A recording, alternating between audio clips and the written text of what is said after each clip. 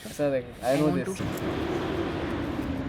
तो मेरे पिछले YouTube वीडियो में मैंने आपको कहा था कि मैं जल्दी ही एक Rubik's cube speed cubing competition में एंटर करने वाला हूँ। उसके लिए मैंने एक पैकेज ऑर्डर किया था। अब मैंने आपको ये चीज़ नहीं बोली कि उस पैकेज में मैंने 2 आइटम्स ऑर्डर किए थे, एक 3x3 और एक 5x5। मुझे कोई आइडिया नहीं है कि उन दोनों में से अभी क्या आया है। अगर 5x5 भी होगा तो भी मैं खुश ही होऊंगा, पर अगर मैगलेव 3x3 इसके अंदर होगा तो मेरा दिन बन जाएगा। रीजन कि मैंने एक 5x5 क्यूब ऑर्डर किया इज बिकॉज 5x5 के साथ मेरी हिस्ट्री थोड़ी सी बुरी रही है। बचपन में मेरे पास रूबिक्स ब्रांड का एक 5x5 हुआ करता था, पर वो कैसे सॉल्व करते हैं ये सीखने के पहले ही मैंने गिव अप मार दिया। कुछ सालों के बाद लॉकडाउन में मैंने एक और 5x5 क्यूब ऑर्डर किया और क्यूब सीखने के बाद पहले सॉल्व के दौरान it exploded and it broke, इसीलिए मैं कभी उसे सॉल्व नहीं कर पाया। इसके अंदर 2 बॉक्सेस हैं, इट्स हियर, ये 5x5 और ये मोयू वेलोंग V11 मैगलेव। पहले 5x5 को अनबॉक्स करते हैं। पैकेज काफी छोटा सा है। ओके, ये एक्चुअली मेरी एक्सपेक्टेशन से छोटा है। That's what she said again. अच्छी बात यह है कि ये 5x5 फुल्ली मैग्नेटिक है। First impressions, very fast. Okay, इसे कंट्रोल करना थोड़ा मुश्किल है पर सीख जाएंगे। अब मैं इस वीडियो के बाद इसे स्क्रैम्बल करने वाला हूँ और आज रात तक इस क्यूब को कैसे सॉल्व करते हैं ये सीखने वाला हूँ। ये तो ठीक है, अब आते हैं असली पैकेज पे जिसके लिए मैं बहुत ज़्यादा एक्साइटेड था एंड मैं इन अ वे बहुत ही ज़्यादा रिलीव्ड हूँ क्योंकि ये क्यूब इतने जल्दी आ गया। मुझे कंपटीशन के पहले 2 हफ्तों का टाइम है एंड इट वाज इम्पोर्टेंट कि ये पार्सल ऑन टाइम आए क्योंकि मुझे इस क्यूब का जो भी फील है, जो स्पीड है, उन सब चीज़ों से एडजस्ट होने के लिए थोड़ा सा टाइम लगने वाला था। तो बॉक्स के अंदर क्या आता है, एक कार्ड, शायद ये बंदा मोयू का ओनर है, पता नहीं, इंपॉर्टेंट नहीं है। क्यूब एक अच्छे खासे केस के अंदर और एक एक्सेसरी टूल किट। मैंने इसके कई अनबॉक्सिंग वीडियोस देखे थे। इसके अंदर स्क्रू ड्राइवर्स, मैग्नेट्स को एडजस्ट करने के लिए चीजें ये सारी होती है, तो मैं अपने टेंशन के हिसाब से इसे अच्छे से सेट कर पाऊंगा। सरफेस थोड़ा सा ज्यादा स्लिपरी है इसीलिए इसको एक बार पहुंचना पड़ेगा। फर्स्ट इंप्रेशंस, वाओ, कुछ ज्यादा ही फास्ट है। मेरा करंट 3x3 जो है वो भी मैग्नेटिक ही है, पर ये मैगलेव होने की वजह से इसके अंदर कोई स्प्रिंग्स नहीं है, इसीलिए वेट वाइज ये बहुत ही हल्का है, feels like a feather. Aryan, first impressions? Very smooth. मेरे पास जो अभी बैग में क्यूब है वो पूरा वो ओल्ड मैकेनिज्म वाला मोयू फंक्शी है, वो मैग्नेटिक भी नहीं है। नहीं, वो मुझे हमेशा पिंकी से फ्लिक करने में मुश्किल होते आई है। तो देवराज को सिर्फ एक एल्गोरिथम आता है, RU, R', U', इसीलिए वो अपना एक्सपर्टीज इस्तेमाल करके ट्राई आउट करेगा। प्रीटी गुड, ये मेरे को बहुत अच्छा लगा। हाँ, बहुत स्लिपरी है ये। स्लिपरी है ना? आई थिंक इससे मेरा टाइम सब 1 हो जाएगा ऑटोमेटिकली, लाइक मुझे कुछ करना ही नहीं पड़ेगा। कल टाइम करता है।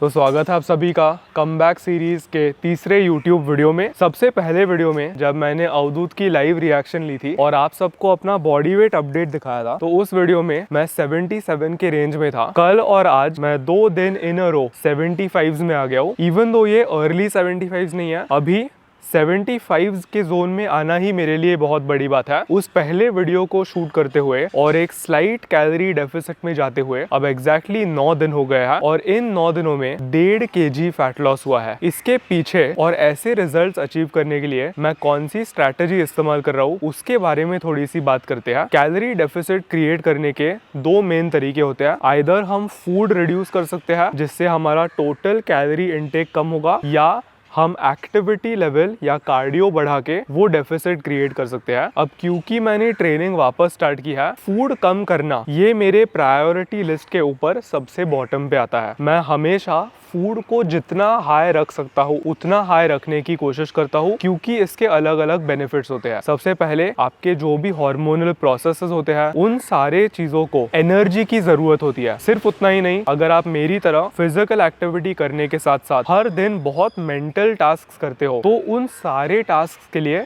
एनर्जी की जरूरत होती है। इसीलिए और जिम के अंदर ट्रेनिंग परफॉर्मेंस टॉप पे रखने के लिए मैं हमेशा फूड को हाई रखता हूँ और वो जो भी डेफिसिट है वो कार्डियो के थ्रू या एक्टिविटी लेवल बढ़ाने के थ्रू इंट्रोड्यूस करता हूँ। इसीलिए फिलहाल का फॉर्मूला काफी सिंपल है। मैं हर दिन 2200 कैलोरीज कंज्यूम कर रहा हूँ और हर दिन विदाउट फेल कम से कम 10,000 स्टेप्स चल रहा हूँ। अब मैंने कम से कम इसीलिए कहा क्योंकि ये एक रेंज है। मैंने खुद के लिए 10 to 15,000 स्टेप्स ये गोल सेट किया है क्योंकि कुछ दिन ऐसे होते हैं जहां पर मैं बहुत एनर्जेटिक फील करता हूँ, दिन के सारे काम बहुत जल्दी खत्म हो जाते हैं और इन जनरल मुझे वॉक करते वक्त मजा आता है। इसीलिए उन अच्छे दिनों पे मैं सिर्फ 10,000 पे रुकता नहीं, कभी कभी 12, 13 या 15,000 के पास जाने की कोशिश करता हूँ। तो ये जो भी फैट लॉस फेज है इसको रिलेटेड मैं इतना ज्यादा काम और कॉन्फिडेंट कैसे हूँ, इसका एक रीजन है और वो है एक्सपीरियंस। मैंने अब fat loss, prep, in general वजन और बॉडी फैट घटाना ये चीज पिछले 8 साढ़े 8 सालों में इतने बार की है कि मुझे उसका फॉर्मूला समझ में आ गया है और मुझे खुद के प्रोसेस के ऊपर बहुत कॉन्फिडेंस है। मैं आपको एक कहानी बताता हूँ। जब मैंने पहली बार डर्टी बल्किंग किया था उसके बाद से 10% बॉडी फैट, विजिबल एब्स, ऐसे बॉडी तक पहुंचने के लिए मुझे लगभग 1 साल लग गया। और 1 साल पार्टली 2 रीजंस की वजह से लगा। सबसे पहले डर्टी बल्किंग करने की वजह से मैंने बहुत सारा unnecessary body fat put on किया एंड सेकेंडली अच्छा नॉलेज और एक्सपीरियंस ना होने की वजह से मैंने बहुत स्टूपिड गलतियां की। उनमें से एक गलती थी कि मुझे कुछ हफ्तों के अंदर विजिबल रिजल्ट्स नहीं दिखे थे, इसीलिए मैंने घबरा के कैलोरीज और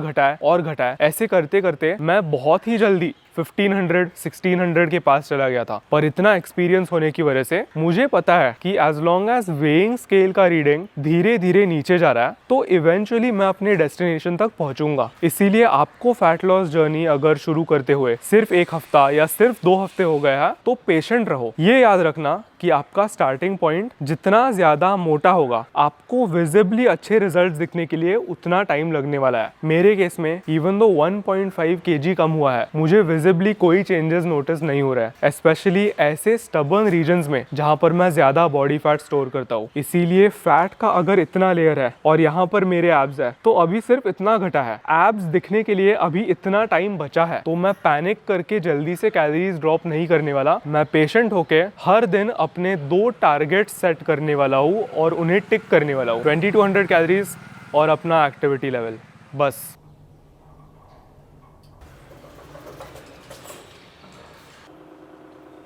रैथेक्स एक फुल्ली डोज्ड प्री वर्कआउट है जो आपको अपने फुल पोटेंशियल तक जाने में मदद करता है विदाउट एनी क्रैश। इसमें 4500 mg सिट्रिलीन है for blood flow, 1000 mg L-arginine for stamina, 3500 mg बेटा alanine and Creapure creatine for raw power, plus 3000 mg Nitroblaze for pump and vascularity, all in one scoop। Energy और power का combo. Try Wrathex, unleash the wrath. तो even though training start करते हुए अब 1.5 हफ्ता हो गया है, फिजियोथेरेपिस्ट के पास जाना पूरी तरीके से हमने बंद नहीं किया। मैं अभी भी वंस अ वीक फिजियोथेरेपिस्ट के पास जाता हूँ, कोई ट्रीटमेंट्स करवाने के लिए नहीं, बस चेक करने के लिए कि ट्रेनिंग वापस स्टार्ट करने के बाद बॉडी का रिस्पॉन्स कैसे आ रहा है। इसीलिए 2 दिन पहले मैं पहली बार ट्रेनिंग स्टार्ट करने के बाद फिजियोथेरेपिस्ट के पास गया था और जाने के पहले मैं थोड़ा सा नर्वस था ये सुनने के लिए कि मेरी फिजियोथेरेपिस्ट क्या कहने वाली है। पर फॉर्चुनेटली उन्होंने पूरी असेसमेंट की, सब कुछ देखा और मुझे ग्रीन सिग्नल मिला है। मैं अभी जिस टाइप की ट्रेनिंग कर रहा हूँ वही मैं आगे जाके कंटिन्यू कर सकता हूँ। मैं थोड़ा सा नर्वस इसीलिए था क्योंकि इन केस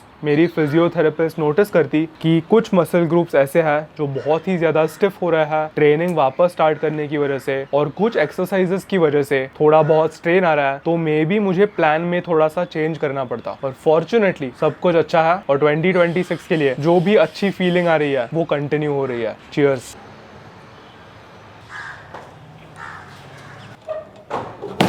तो रेस्ट डेज के बारे में और मेरा पर्सपेक्टिव रेस्ट डेज के बारे में कैसे बदला है इसके बारे में थोड़ी सी बात करते हैं। मैं आपको एक चीज बताता हूँ, लिफ्टिंग जर्नी के पहले 6 सालों में मैंने हर संडे एक रेस्ट डे लिया। क्यों मुझे खुद पता नहीं, लोग बोलते थे कि कंपलसरी यार संडे को रेस्ट लेना ही पड़ेगा, हफ्ते में 1 दिन बॉडी को रेस्ट के लिए चाहिए होता है। इसीलिए मैंने यार बोला ठीक है चलो सब बोल रहे हैं तो सही होगा, रेस्ट डे ले लेते हैं। फिर अप्रैल 2023 में चीज पूरी तरीके से बदल गई। 2023 में मैंने दो चीजें रियलाइज की। सबसे पहले मुझे ट्रेन करना बहुत ज्यादा पसंद है और जब मैं हर सुबह एक ट्रेनिंग सेशन लगाता हूँ पूरा दिन अच्छा जाता है, दोनों फिजिकली और मेंटली। दूसरी चीज, मेरी बॉडी अच्छे से रिकवर कर रही थी और ट्रेनिंग हर रोज करना, इसका मुझे इन द मोमेंट कोई डाउनसाइड नहीं दिखा था। इसीलिए मैंने 2023 में एक एक्सपेरिमेंट चालू किया जब मैं 7 डेज अ वीक जिम जाने लगा, बस देखने के लिए कि जो भी लोग बोलते हैं कि बॉडी को हफ्ते में एक बार रेस्ट की जरूरत पड़ती ही है, रेस्ट डे लेना ही चाहिए, क्या वो सच है कि नहीं। मैं स्ट्रांगली मानता हूँ कि जब तक आप कोई भी चीज खुद ट्राई आउट नहीं करते, आपको उस चीज के प्रोज एंड कॉन्स पता नहीं लगने वाले। और 1 महीना गया, 2 महीने गए, मुझे नोटिस हुआ कि यार मुझे तो और मजा आ रहा है, मेरे सारे लिफ्ट्स ऊपर जा रहे हैं, स्लीप बहुत अच्छी है, रिकवरी में कोई प्रॉब्लम्स नहीं आ रहा है। ऐसे करते करते मैंने 2023 के बाद से हर रोज जिम जाना चालू किया और उस पॉइंट के बाद रेस्ट डेज के ऊपर मेरा पर्सपेक्टिव बदल गया। अब पिछले 8 महीनों में हेल्थ के साथ जो भी हुआ उसके बाद ये पर्सपेक्टिव और भी बदल गया है। उस पूरे फेज में इवन दो मैं जिम जाना चाहता था, फिजिकली मेरी बॉडी वो अलाउ नहीं कर रही थी, जिसकी वजह से मैंने फैसला किया कि यार गोइंग फॉरवर्ड जब मैं पूरी तरीके से रिकवर होऊंगा तब मैं अपनी सेम स्ट्रैटेजी और इंटेंसली फॉलो करने वाला हूँ, क्योंकि I strongly believe that the human body was meant to move. तो अगर ह्यूमन बॉडी इसी पर्पस के लिए डिजाइन हुई है तो एक आधे घंटे का जिम ट्रेनिंग सेशन कोई बड़ी बात नहीं है। एंड स्पेशली फिजिकल एक्टिविटी ना करने की वजह से अप्रिसिएशन इतना ज्यादा बढ़ गया है कि if I can then I will. Going forward ये मेरा माइंडसेट होगा। और रेस्ट डे शेड्यूल करने के बारे में मुझे ये चीज बिल्कुल पसंद नहीं है। अगर आप फुल्ली हेल्दी हो, फुल्ली रिकवर्ड हो, तो आप फोर्सफुली एक रेस्ट डे क्यों ले रहे हो। इंस्टेड अगर आप उन रेस्ट डेज को ऐसे दिनों के लिए बचाते हो जब आप जेन्युइनली ट्रैवल कर रहे हो या बीमार हो, तो वो ज्यादा लॉजिकल है। तो 4 डे स्प्लिट के 2 राउंड्स कल पूरे हो चुके हैं। अभी हम तीसरा राउंड शुरू करेंगे। सारे नए व्यूअर्स के लिए मैं जो ट्रेनिंग स्प्लिट फॉलो करता हूँ उसे 4 डे स्प्लिट कहते हैं। Legs, chest and shoulders, back and red heads और आर्म्स। आज हम वापस चेस्ट के साथ तीसरा राउंड शुरू करेंगे। वापस ट्रेनिंग चालू करने की वजह से स्ट्रेंथ गेन्स जितने जल्दी मुझे दिख रहा है उतना मैंने कभी जिंदगी में एक्सपीरियंस नहीं किया, इसीलिए मुझे इस फेज में भी बहुत ज्यादा मजा आ रहा है। पिछले चेस्ट वर्कआउट में मैंने इंक्लाइन मशीन प्रेस के लिए 20 और 5 kg ऐसे लगा के हर साइड पे आई थिंक 18 या 19 रेप्स किए थे, इसीलिए आज मैं वापस 2.5 बढ़ाऊंगा। वापस रीबिल्डिंग फेज चालू होने की वजह से ये फेज मसल ग्रोथ वाले फेज से थोड़ी सी डिफर करती है। मसल मेमोरी की वजह से मैं पहले जितने पीक स्ट्रेंथ पे था, यानी हर साइड पे 3 साढ़े 3 प्लेट्स रैप आउट करना, वहां तक पहुंचने के लिए मुझे बहुत रैपिड गेन्स दिखने वाले हैं। तो मैं फुल्ली कॉन्फिडेंट हूँ कि आज के ट्रेनिंग सेशन में इवन दो मैं वेट थोड़ा सा बढ़ा रहा हूँ, मुझे वापस 18, 19, 20 इतने ही रेप्स मिलने वाले हैं। whereas जब मसल ग्रोथ की बात आती है तो जब आप वेट बढ़ाते हो तो रेप्स इतने आसानी से बढ़ते नहीं, रेप्स बहुत धीरे धीरे बढ़ते हैं, वेट्स बहुत धीरे धीरे बढ़ते हैं। इसीलिए मसल मेमोरी का फायदा उठाते हुए मैं इस फेज को फुल्ली एंजॉय करूंगा। एयरपॉड्स कान में लगाते हैं, जोन में जाते हैं और पीआरस मारते हैं।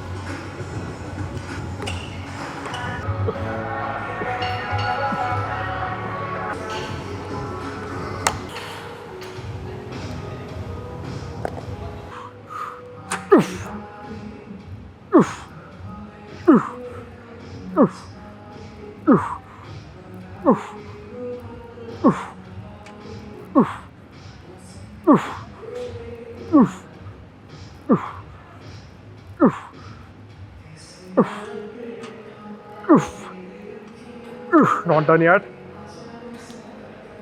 Not done yet. Class.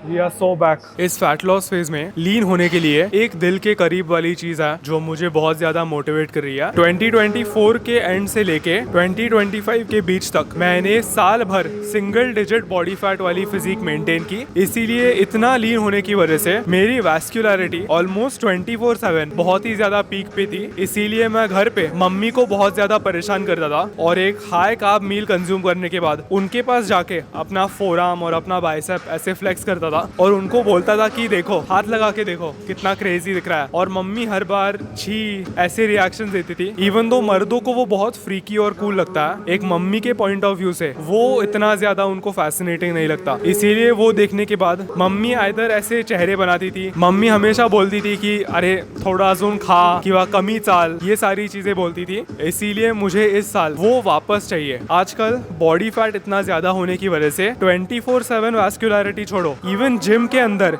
इतने बढ़िया पंप्स नहीं आते। तो मसल मास वापस बिल्ड करने के साथ साथ मुझे वो 24/7 कंडीशनिंग चाहिए ताकि मैं मम्मी का रिएक्शन वापस देख सकूंगा।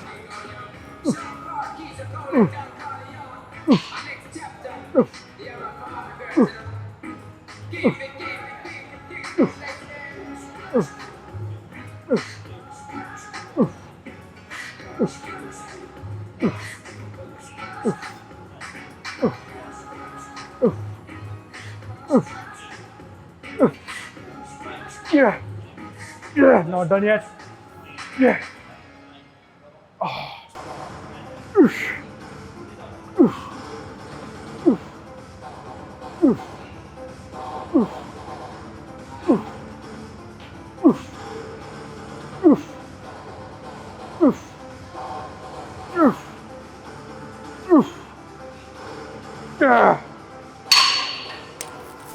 Last set. Best set. Let's go home.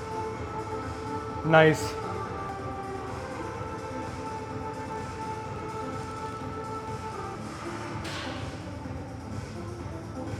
तो 1.5 kg कम हुआ है। ये बात इवन दो मुझे घर पे नोटिस नहीं हो रही है, जिम में थोड़ी बहुत नोटिस हो रही है। ये जो भी टी शर्ट फ्लेक्सिंग फुटेज रहता है उसमें सेपरेशन थोड़ा सा दिख रहा है, फ्लफ थोड़ा सा कम हो रहा है और मसल्स हम डिफरेंशिएट कर पा रहे हैं। इसके पहले जब मैं 77 था तो ऐसे करने के बाद सिर्फ एक मोटा चंक दिखता था, अब दिख रहा है कि बाइसेप यहाँ पे है, ट्राइसेप यहाँ पे है, डेल्ट यहाँ पे है।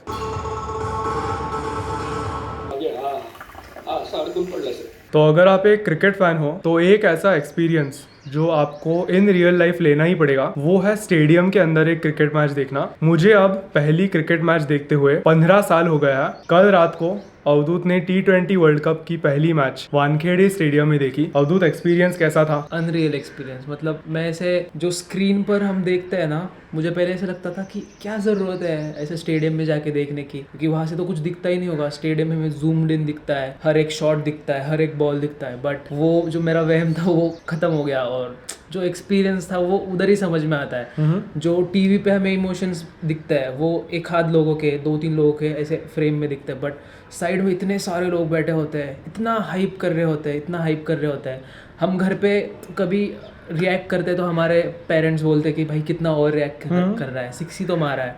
बट वहाँ पे हर एक बॉल पे ऐसे लोग रिएक्ट कर रहे थे, मतलब प्योर इमोशंस। वहाँ पर समझ में आया कि सिर्फ हम ही बड़े क्रिकेट फैन नहीं है, तो हमसे भी बहुत बड़े बड़े क्रिकेट फैन। यस। तो यूजुअली जब मैं व्लॉग के एंडिंग में आप लोगों से बात करता हूँ तो मैं डिनर करने के जस्ट पहले और स्टेप्स कंप्लीट करने के जस्ट बाद ऐसे ही एक क्लिप रिकॉर्ड करता हूँ। पर आज मैंने सोचा आपको थोड़े से बिहाइंड द सीन्स दिखा दूं। अभी 10,000 स्टेप्स कंप्लीट होने के लिए 2,000 स्टेप्स बचे हैं। रात के 8 बजने वाले हैं। आपको रेफरेंस देने के लिए मैं 9:30 बजे सोता हूँ, इसीलिए ये मेरे बेड टाइम से बहुत करीब है और मुझे नीचे जाने का कोई मन नहीं कर रहा। पर ये जो स्ट्रीक है, मैं इस स्ट्रीक को तोड़ने नहीं देने वाला और मैं ऐसे सफरिंग करके नहीं जाने वाला। मैं एकदम हंसते हंसते चलूंगा पर at the end of the day इसे कंप्लीट करूंगा। आप मुझे ऑब्सेस बुला सकते हो, पागल बुला सकते हो, पर इन चीजों में असली खुशी है। I said it, I did it. Steps complete हो चुके हैं। डिनर के लिए चिकन फ्राइड राइस खाते खाते मैंने और पापा ने मिलके टीवी पे थोड़ा सा यूट्यूब देखा और वाइंड डाउन किया। इसी के साथ आज का वीडियो खत्म होता है। अगर आपको ये वीडियो पसंद आया एक लाइक छोड़ देना, दिल से पसंद आया तो किसी भी दोस्त के साथ शेयर करना। Stay safe, take care, not done yet.